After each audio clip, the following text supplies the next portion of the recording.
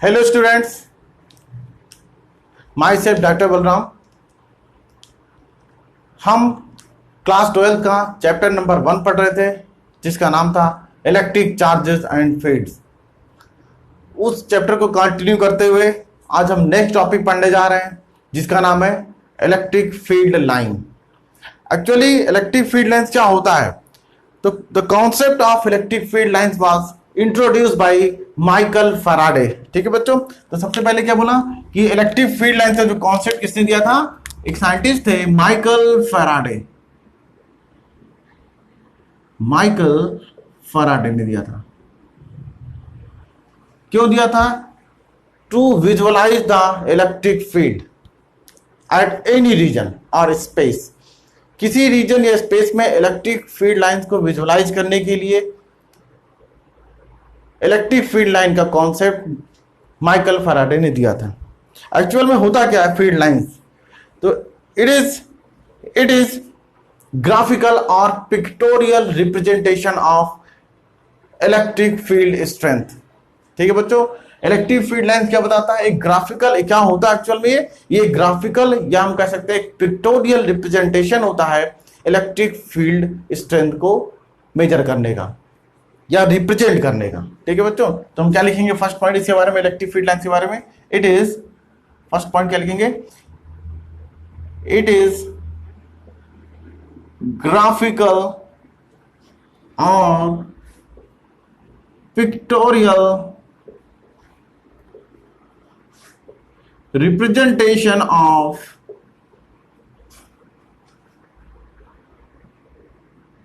electric field at any point or space। ठीक है, तो क्या बोला हमने कि इट इज ए ग्राफिकल और pictorial representation of electric field line at any point और स्पेस। किसी भी स्पेस या किसी भी पॉइंट पे इलेक्ट्रिक फील्ड की स्ट्रेंथ को ग्राफिकली रिप्रेजेंट करने का एक तरीका होता है जिसे बोलते हैं इलेक्ट्रिक फील्ड लाइंस, या कभी कभी बोलते हैं इसको लाइन ऑफ फोर्स। क्या बोलते हैं इसको? लाइन ऑफ फोर्स भी बोला जाता है। ठीक है, एक्चुअली हमको इलेक्ट्रिक फील्ड लाइंस हमको कुछ प्रॉपर्टी या कुछ इंफॉर्मेशन प्रोवाइड करता है regarding the electric field strength. ठीक है, यहां पे हमको उसी के बारे में पढ़ना है। ठीक है, कि क्या होता है ये, फिर इसका प्रॉपर्टीज क्या क्या होती है, हमको वन बाय वन प्रॉपर्टी को डिस्कस करना है यहाँ पे। तो सबसे पहली बात हमने कहा कि यदि किसी रीजन में इलेक्ट्रिक फील्ड लाइंस की डेंसिटी ज्यादा है, मतलब नंबर ऑफ लाइंस क्या होता है, ये ज्यादा होता है, तो मतलब वो क्या बताता है कि उस रीजन या स्पेस में इलेक्ट्रिक फील्ड की स्ट्रेंथ ज्यादा है। ये बात समझ में आ रही है? ठीक है, तो हमने क्या बोला कि द डेंसिटी, फर्स्ट पॉइंट इसमें लिखते हैं, second point, the density of field lines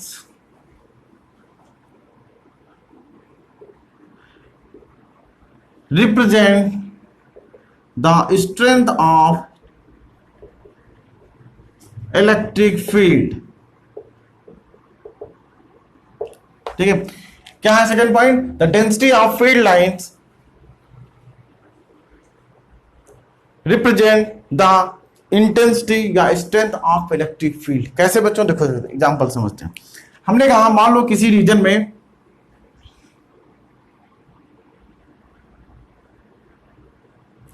these are the electric field lines. ठीक है, मैंने कहा चलो यहाँ पे 5 लाइंस थी इस रीजन में। ठीक है, और किसी रीजन में उतने ही स्पेस में, ये देखो उतनी स्पेस में, या हम देखा जाए इसको रीजन 1 मान लेते हैं, इसको रीजन 2 मान लेते हैं, तो क्या दिख रहा है? उतने ही स्पेस में रीजन 1 में नंबर ऑफ फील्ड लाइंस कितनी है? यहाँ पे 5 है।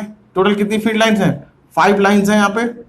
ठीक है, और यहाँ पे कितनी उतनी रीजन में 3 लाइंस है। तो मतलब क्या हुआ?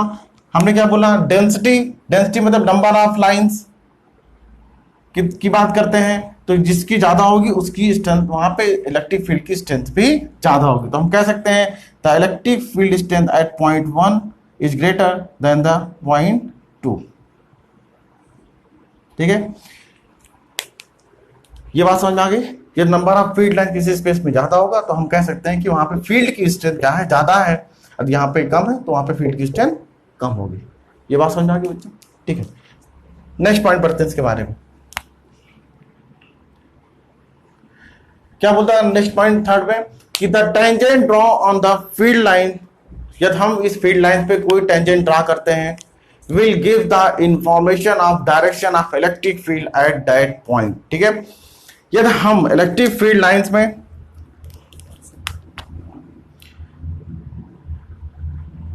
Tangent drawn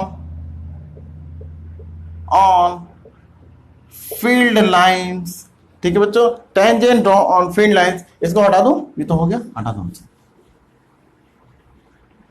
tangent draw on field lines will give the direction of electric field at that point। ये बात समझ आ गई। हमने कहा यदि इस फील्ड लाइन पे टेंजेंट ड्रा करेंगे तो उस टेंजेंट की डायरेक्शन हमको इलेक्ट्रिक फील्ड की डायरेक्शन प्रोवाइड करेगा वहां पे। It is clear? ठीक है, इसको समझो कैसे। मान लो अब किसी रीजन में इलेक्ट्रिक फील्ड की लाइन ऐसी थी, ठीक है, ये था, एक ही लाइन बना लेते हैं, एक ही समझ। देखो यहाँ पे ये था इलेक्ट्रिक फील्ड, मान लो इस तरह की थी, तो हम क्या कह सकते हैं, ठीक है, हमने दो पॉइंट यहाँ पे ले लेते हैं, एक पॉइंट पी यहाँ पे ले लेते हैं, एक पॉइंट यहाँ पे क्यू ले लेते हैं, ठीक है, दो पॉइंट। ये फील्ड लाइंस को रिप्रेजेंट करता है, ये लाइन, ठीक है, ये ब्लू लाइन फील्ड लाइन को दिखा रहा था। आपने कहा इस लाइन पे हम टेंजेंट ड्रा करते हैं, मान लो पी पॉइंट पे, तो हमको ये डायरेक्शन मिलेगा, ये दिस इज द, कह सकते हैं, direction of electric field eight point P. यदि हम क्यू पॉइंट पे टेंजेंट ड्रा करते हैं तो हमको टेंजेंट की डायरेक्शन ये मिलती है, will give the direction of electric field eight point Q. ठीक है बच्चों, तो इस लाइन का मतलब क्या है, यदि हम फील्ड लाइन पे टेंजेंट ड्रा करेंगे तो वो हमको किसकी डायरेक्शन देगा, इलेक्ट्रिक फील्ड की डायरेक्शन देगा।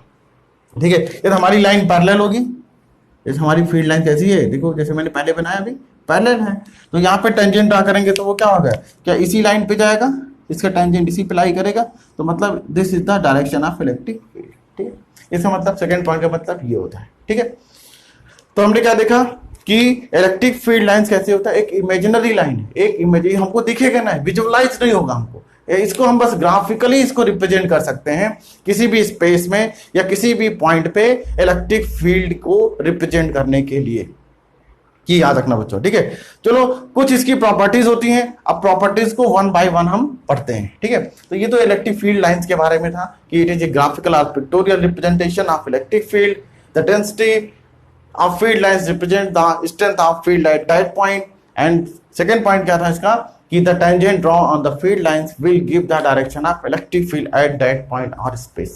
ठीक है बच्चों, चलो अब हम लोग हेडिंग डालते हैं इसकी प्रॉपर्टी को और वन बाय वन डिस्कस करते हैं इसकी प्रॉपर्टी को। ठीक है बच्चों, तो चलो बच्चों हम इलेक्ट्रिक फील्ड लाइंस की कुछ प्रॉपर्टी के बारे में पढ़ते हैं। तो सबसे पहली प्रॉपर्टी क्या होती है कि इलेक्ट्रिक फील्ड लाइन ओरिजिनेट कहां से होती है और टर्मिनेट कहां पे होती है, उसके बारे में बात करते हैं। तो सबसे पहली प्रॉपर्टी इसकी क्या है कि इट ओरिजिनेट या it start from A positive charge and and on negative charge. बात समझ आ गई, electric field lines always start from positive charge and and on negative charge. ठीक है, तो इस प्रॉपर्टी को लिख लेते हैं पहले। फर्स्ट प्रॉपर्टी क्या है, इट, हम कहते हैं field lines always start from positive charge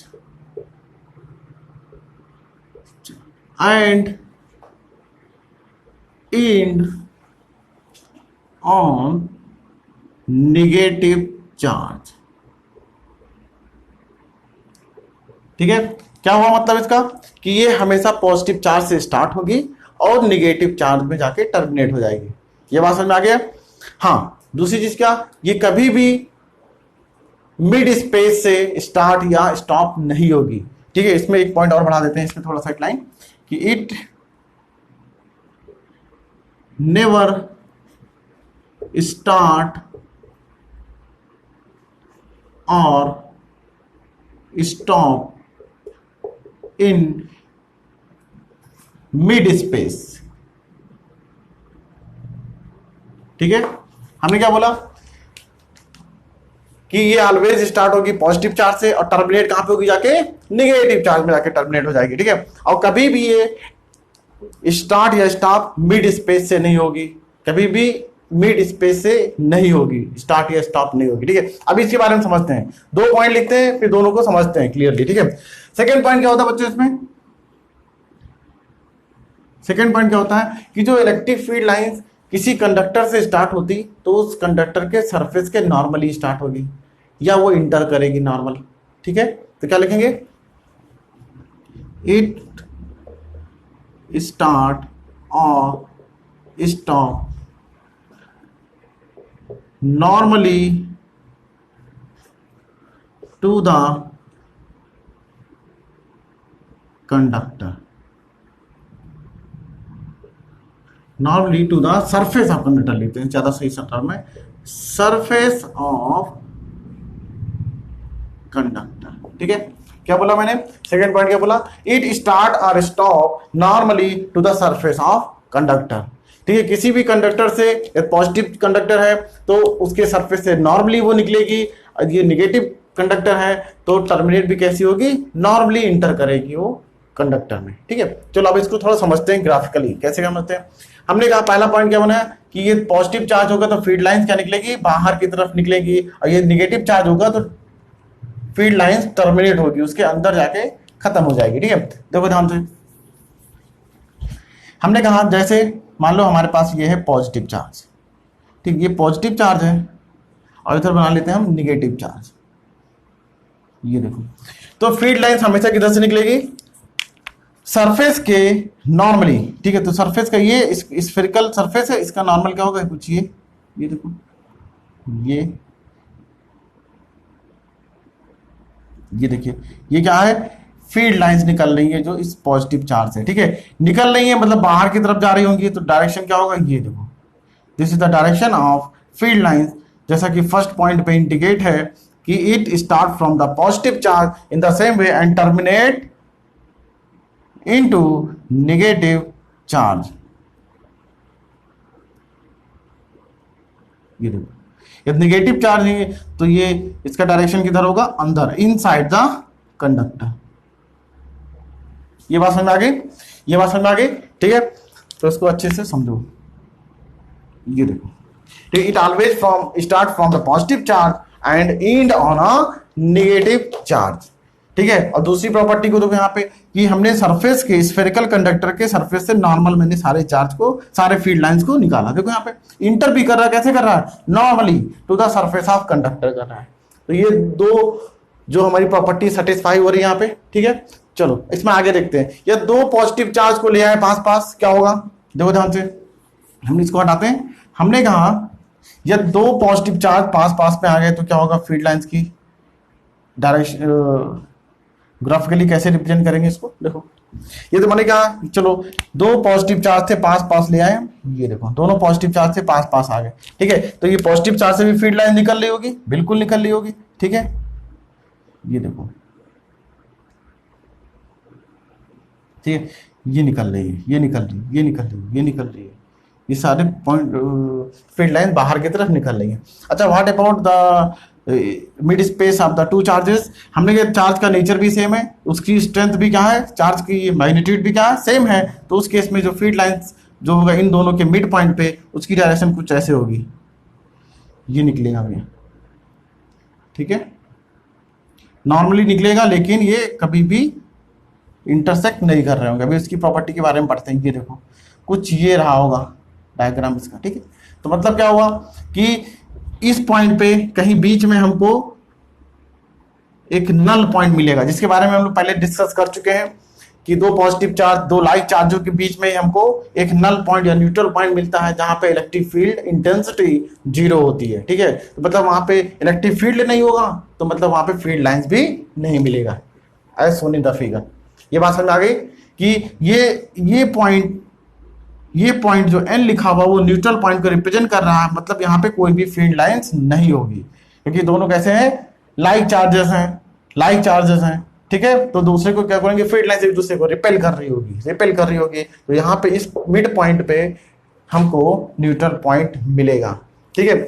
यदि चार्ज का कंडीशन क्या होगी, इन दोनों चार्ज का मैग्नीट्यूड और नेचर सेम होगा, तो ये बात समझ में आ गई, ठीक है। यदि यही चार्ज नेगेटिव होता, किसी ने बोला कि नहीं नेगेटिव चार्ज होता है, हमने बिल्कुल सही है, बिल्कुल सेम पैटर्न मिलेगा। यदि ये चार्ज की वैल्यू क्या होती, ये चार्ज का नेचर कैसा होता, नेगेटिव होता, तो उस केस में भी सेम चीज मिलता, बस डायरेक्शन क्या होती सभी की अपोजिट हो जाती है, क्योंकि नेगेटिव चार्ज में इलेक्ट्रिक फील्ड लाइन जाके टर्मिनेट करती है, ठीक है। ये देखो, ये बात समझ में आ गई। तो हमने कहा नेगेटिव केस में डायरेक्शन ये हो जाता, डायरेक्शन ये हो जाता, देखो बच्चों,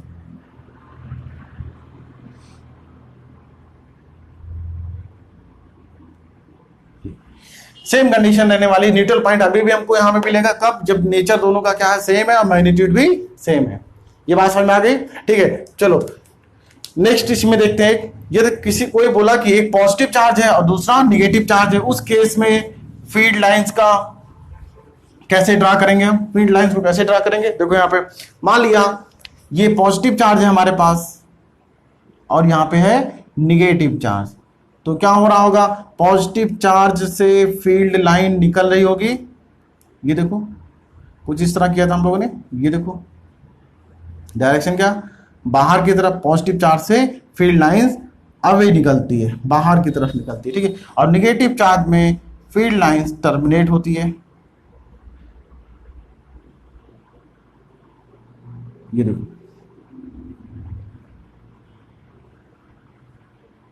ठीक है।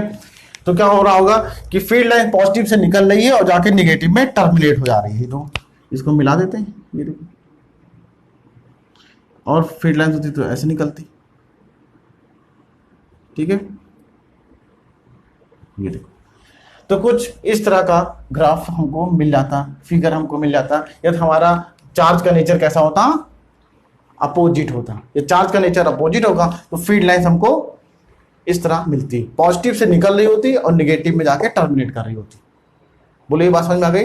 तो ये दो पॉइंट को यहां से एक्सप्लेन कर सकते हैं हम लोग फिगर के हेल्प से, ठीक है, कि पॉजिटिव चार्ज से हमेशा फील्ड लाइन बाहर की तरफ निकलेगी और टर्मिनेट कहाँ होगी, इन द नेगेटिव साइड, ठीक है। और हमने कहा कि कभी भी ये जो कंडक्टर से जो फील्ड लाइन निकलेगी या इंटर करेगी, वो क्या होगा, कंडक्टर के सरफेस के नॉर्मली इंटर या स्टॉप होगी जाके, ठीक है, बात समझ आ गई, ठीक है, इसको नोट कर लो। चलो नेक्स्ट प्रॉपर्टी पढ़ते हैं बच्चों, कि दो फील्ड लाइंस, ठीक है, दो फील्ड लाइंस कभी भी इंटरसेक्ट नहीं करेंगी, ठीक है, two field lines never intersect, two field lines never intersect each other, if this happens it means there are two direction of electric field at that point, ठीक है। हमने कहा दो फील्ड लाइंस कभी भी आपस में इंटरसेक्ट नहीं करेगी, यदि वो ऐसा करती हैं तो उस पॉइंट पे, कहां पे, जहां पे इंटरसेक्शन हुआ, इंटरसेक्ट हुई दो लाइन, उस पॉइंट पे इलेक्ट्रिक फील्ड की दो डायरेक्शन होगी, which is impossible, which is impossible, ठीक है। तो थर्ड पॉइंट लिखते हैं, इसका थर्ड पॉइंट लिख लेते हैं, हटा दो इसको। थर्ड प्रॉपर्टी इसकी क्या थी, सी, थर्ड प्रॉपर्टी क्या है, two field lines, two field lines never intersect,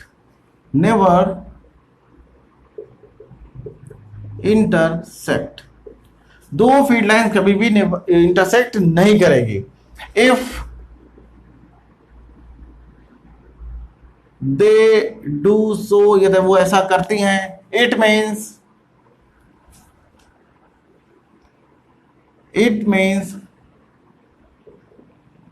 there are two direction of electric field at that point, क्या बोला मैंने कि दो फील्ड लाइंस कभी भी इंटरसेक्ट नहीं करेगी। यदि वो ऐसा कर रही हैं, इसका मतलब पॉइंट ऑफ इंटरसेक्शन पे फील्ड की दो डायरेक्शन है, जो कि इम्पॉसिबल है। ठीक है, eight that point which is impossible, which is impossible, ऐसा असंभव है, ऐसा नहीं हो सकता। ठीक है, जैसे देखो मैंने कहा यहाँ पे ध्यान से देखते हैं, मान लो ये एक लाइन ये थी फील्ड लाइन नंबर 1 मान लेते हैं, और दूसरी फील्ड लाइन कैसी थी, ये थी नंबर 2 मान लेते हैं इसको, ये ठीक है, ये दो फील्ड लाइन थी। अब यहाँ पे देखो इस पी पॉइंट पे ये दोनों फील्ड लाइन क्या की है, आपस में इंटरसेक्ट कर रही हैं। इस पी पॉइंट पे फील्ड लाइन क्या कर रही हैं, आपस में इंटरसेक्ट कर रही हैं। यदि हम इस पे टेंजेंट ड्रा करें, हमने पढ़ा था कि टेंजेंट ड्रा करेंगे, फील्ड लाइन पे टेंजेंट ड्रा करते हैं तो वो टेंजेंट की डायरेक्शन हमको क्या देता है, इलेक्ट्रिक फील्ड की डायरेक्शन। अब देखो फर्स्ट वाले पॉइंट पे हम टेंजेंट ड्रा करते हैं फर्स्ट फील्ड लाइन पे, तो क्या मिलेगा डायरेक्शन हमको, ये देखो this is the direction of electric field. ठीक है, E1 मान लेते हैं। और यहाँ पे देखो ध्यान से, यहाँ पे इलेक्ट्रिक फील्ड की डायरेक्शन किधर है, इस डायरेक्शन में E2। ठीक है, मतलब इस पी पॉइंट पे, पॉइंट ऑफ इंटरसेक्शन पे हमको इलेक्ट्रिक फील्ड की दो डायरेक्शन मिल गई, जो कि इम्पॉसिबल है, जो कि एक चार्ज से दो फील्ड की एक पॉइंट पे दो डायरेक्शन नहीं हो सकती फील्ड की। ये बात समझ में आ गई? तो चलो इसको भी नोट कर लो। नेक्स्ट पॉइंट में क्या देखते हैं,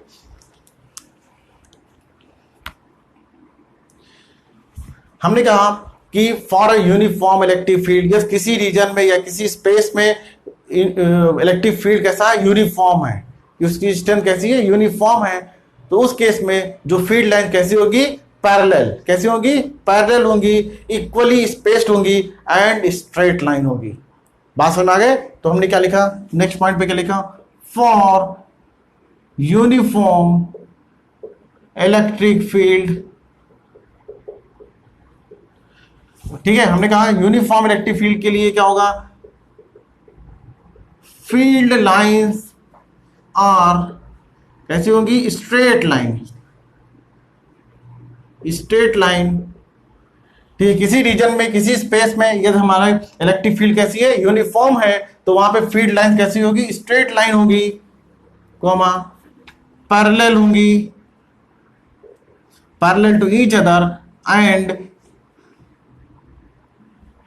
इक्वली स्पेस्ड, इक्वली स्पेस्ड। बात समझ आ गई? यदि किसी रीजन में इलेक्ट्रिक फील्ड लाइन किसी ने बोला यूनिफॉर्म है, तो वहां पे फील्ड लाइन कैसी होगी, हम आराम से बता सकते हैं कि कैसी होगी, स्ट्रेट लाइन होगी, पैरेलल होंगी, सारी लाइन एक दूसरे के पैरेलल होंगी एंड इक्वली स्पेस्ड होंगी। ठीक है, इसको समझते हैं। हमने कहा मान लो इस रीजन में इलेक्ट्रिक फील्ड लाइन कहा यूनिफॉर्म है, तो कैसे रिप्रेजेंट करेंगे उसको फील्ड लाइन के टर्म में, ये देखो ये होगी,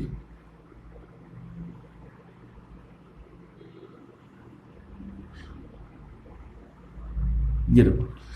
ठीक है, तो मतलब कह सकते हैं कि इस रीजन में जो इलेक्ट्रिक फील्ड कैसी है, यूनिफॉर्म, यूनिफॉर्म इलेक्ट्रिक फील्ड को ये रिप्रेजेंट करता है। ये फील्ड लाइन जो दिखा रहा है यूनिफॉर्म इलेक्ट्रिक फील्ड को, कैसे देखो सारी लाइनें एक दूसरे की कैसी हैं, पैरेलल है, पैरेलल है, पैरेलल है, सारी लाइन पैरेलल है। दूसरा चीज कैसी, स्ट्रेट लाइन है, सारी स्ट्रेट लाइन है। और थर्ड क्या है, इक्वली स्पेस, देखो इन दोनों के बीच जो गैपिंग है वही गैपिंग नेक्स्ट वाले के साथ, नेक्स्ट वाले के साथ, नेक्स्ट वाले के साथ। ठीक है, तो मतलब सारी लाइन से एक दूसरे के इक्वल डिस्टेंस पे होंगी, पैरेलल होंगी और स्ट्रेट लाइन होगी। तो हम समझ जाएंगे कि इस रीजन में जो इलेक्ट्रिक फील्ड कैसी है, यूनिफॉर्म इलेक्ट्रिक फील्ड है हमारी। ये बात समझ में आ गई? ठीक है, चलो नेक्स्ट पॉइंट पढ़ते हैं, प्रॉपर्टी इसकी पढ़ते हैं।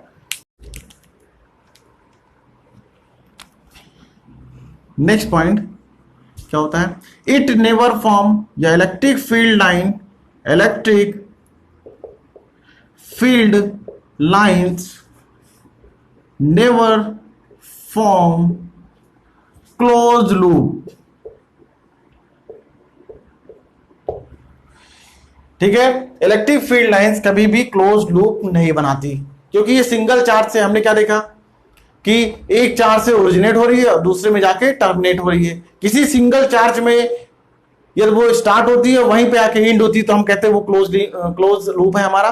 जैसे याद करो क्लास 10th में आपने पढ़ा होगा मैग्नेटिज्म के चैप्टर में, जो मैग्नेटिक फील्ड लाइंस होती है वो नॉर्थ पोल से निकलती हैं, जैसे हमने यहाँ पे दिखाते कि ये आपने पढ़ा होगा, ये मान लो हमारे पास बाहर मैग्नेट है, ये उसका नॉर्थ पोल है और ये इसका साउथ पोल है। तो हमने क्या देखा था मैग्नेटिक फील्ड लाइंस के बारे में कि ये नॉर्थ से निकलती हैं, नॉर्थ से निकलेगी, ठीक है, और टर्मिनेट कहां करती है आके, ये टर्मिनेट होती है आके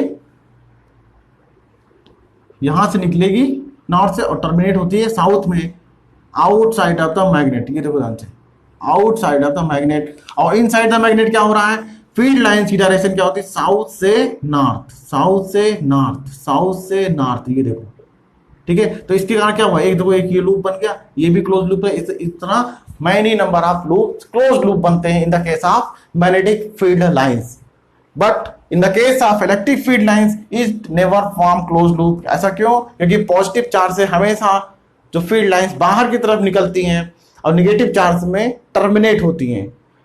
यहां पे देखो नॉर्थ में क्या हुआ, यहां से बाहर की तरफ तो निकला, आउटसाइड द मैग्नेट क्या हुआ, फील्ड लाइन बाहर की तरफ निकल गया, इन साइड में क्या हुआ, इंटर कर रही हैं। ठीक, एक ही पोल पे फील्ड लाइंस निकल भी रही हैं और आ रही हैं, इसलिए वो क्लोज लूप बनाती हैं। लेकिन in the case of electric field lines ऐसा नहीं होता, क्योंकि हमेशा पॉजिटिव चार्ज से फील्ड लाइंस बाहर की तरफ निकलती हैं, पॉजिटिव चार्ज से फील्ड लाइंस हमेशा बाहर की तरफ निकलती हैं, कभी भी इसके अंदर इंटर नहीं करेंगी। ये बात समझ आई। तो ये नेक्स्ट पॉइंट था हमारा, ठीक है, कि electric field lines never form close loop. आई बस हमें ऐसा क्यों हुआ, क्योंकि एक चार्ज से फील्ड लाइंस या तो निकलेगी बाहर या तो उसमें टर्मिनेट होगी, दोनों काम एक साथ नहीं होगा, एक चार्ज पे अप्लाई नहीं हो सकता ये चीज। ये बात समझ आ गई, नोट करो।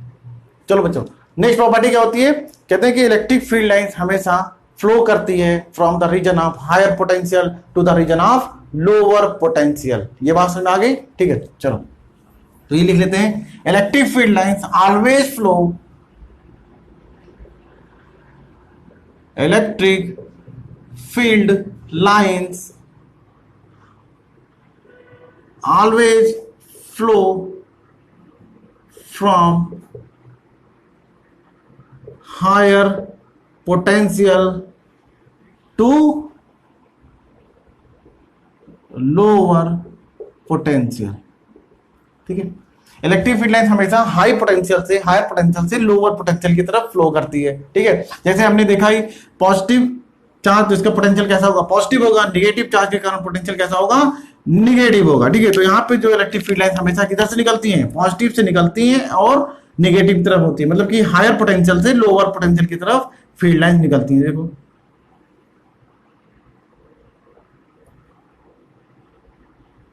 ये देखो,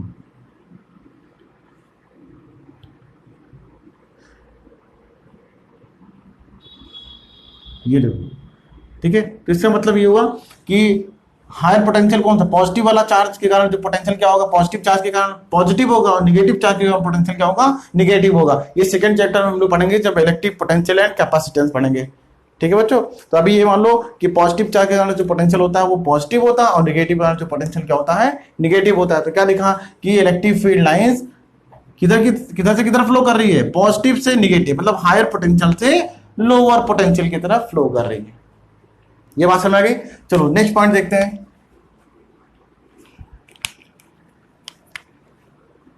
नेक्स्ट पॉइंट ये देखो क्या कहता है, नेक्स्ट पॉइंट, यदि किसी रीजन में इलेक्ट्रिक फील्ड नहीं है, if there is no electric field in a region then there is no electric lines of force.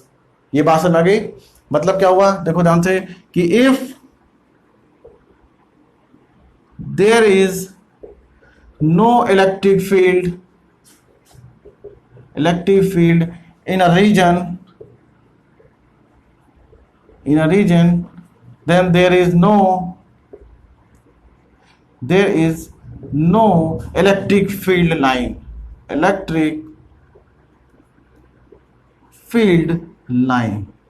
ठीक है। यदि किसी रीजन में इलेक्ट्रिक फील्ड नहीं है तो उस रीजन में कोई भी फील्ड लाइन भी नहीं मिलेगा हमको। ठीक है, जैसे कि हमने अभी पढ़ा कंडक्टर के केस में, एक स्फेरिकल कंडक्टर का केस हमने पढ़ रखा पहले भी। स्फेरिकल कंडक्टर के हम चार्ज करते हैं, उसको चार्ज करते हैं, सॉलिड ही है, मान लो सॉलिड स्फेरिकल कंडक्टर है, उसको हम चार्ज करते हैं तो क्या होता है, सारा चार्ज की प्रॉपर्टी क्या होती है, वो सरफेस पे फ्लो करके आ जाता है, सारा चार्ज कहाँ आता है, सरफेस पे फ्लो करके आ जाता है। ठीक है, तो मतलब इनसाइड द कंडक्टर कोई चार्ज नहीं, तो कोई भी फील्ड नहीं होगा। ये बात समझ आ गई।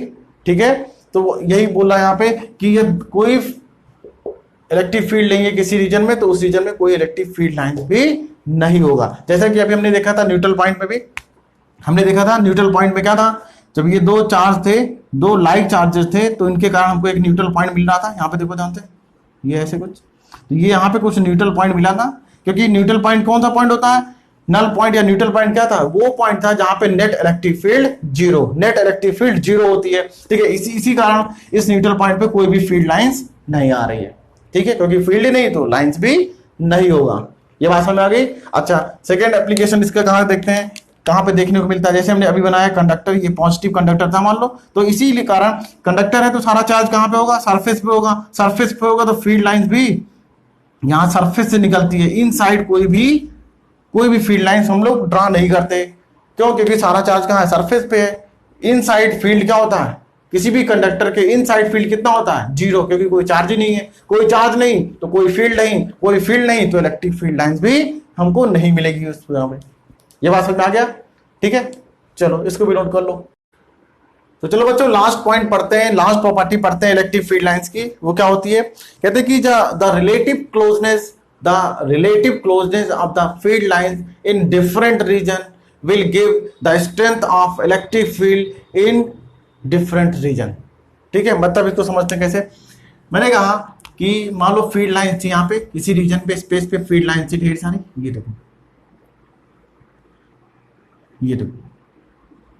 ठीक है, इसको इस रीजन को ए मान लेते हैं और इस रीजन को बी मान लेते हैं। ठीक है, इस रीजन को ए मान लेते हैं, इस रीजन को बी मान लेते हैं। तो क्या दिख रहा है कि रीजन ए पे जो इलेक्ट्रिक फील्ड लाइन से बहुत पास है, जबकि रीजन बी पे इलेक्ट्रिक फील्ड कैसे है, इलेक्ट्रिक लाइंस जो है फार्दर अपार्ट है। ठीक है, वो दूर है। पास समझ आ गई। ए पे फील्ड लाइंस पास है, बी पे फील्ड लाइंस दूर है। तो इसका मतलब क्या हुआ कि यहाँ पे जो फील्ड की स्ट्रेंथ होगी ए पे will be greater than the strength at point B. बात समझ आ गई। तो ये होता है रिलेटिव क्लोजनेस का, कि हम फील्ड लाइंस की क्लोजनेस को देख के बता सकते हैं कि किस स्पेस में या किस रीजन में इलेक्ट्रिक फील्ड की इंटेंसिटी ज्यादा है और किस रीजन में इलेक्ट्रिक फील्ड की इंटेंसिटी कम है। तो इस पॉइंट को लिख लेते हैं। तो क्या लिखेंगे, द रिलेटिव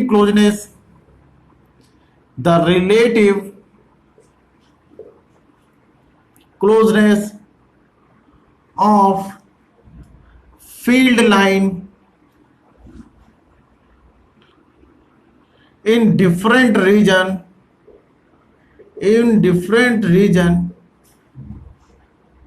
provided या indicates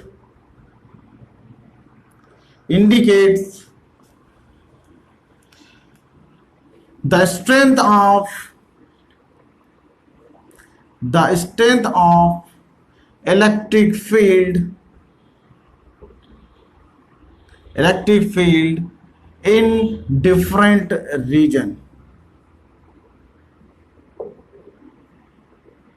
ठीक है, मतलब जहां पे लाइंस ऑफ फोर्स बहुत क्लोज होंगे तो वहां पे फील्ड की स्ट्रेंथ ज्यादा होगी, जहां पे lines of force farther apart होंगे, एक दूसरे से दूर होंगे, वहां पे फील्ड की स्ट्रेंथ कम होगी। This is the last property of the electric field lines. ठीक है बच्चों, चलो नोट कर लो।